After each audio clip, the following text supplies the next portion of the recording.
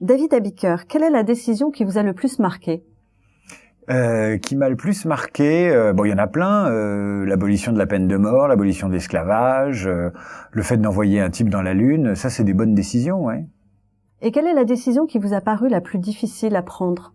C'est toujours la même, c'est quitter un job qu'on aime.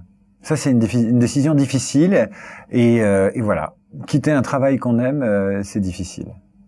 Sinon pour vous, c'est quoi une bonne décision? Une bonne décision, c'est une décision qui permet d'en prendre d'autres, en fait. Quand vous décidez pas, vous pouvez pas décider après.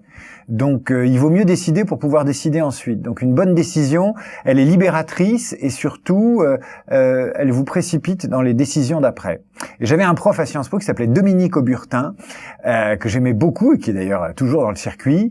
Il disait, dans les affaires, c'est oui ou c'est non. Si vous décidez pas, vous perdez de l'argent.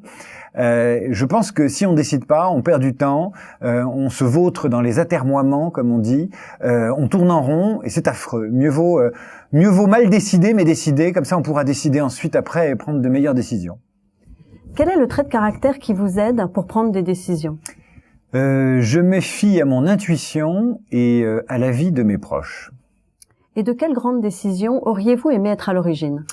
Je crois que j'aurais beaucoup aimé décider de financer l'expédition de Christophe Colomb vers les Indes, parce que j'aurais fait sans doute une erreur et en même temps j'aurais pris une bonne décision parce qu'il a découvert les Amériques. Pour finir, dans quel petit plaisir puisez-vous l'énergie de décider?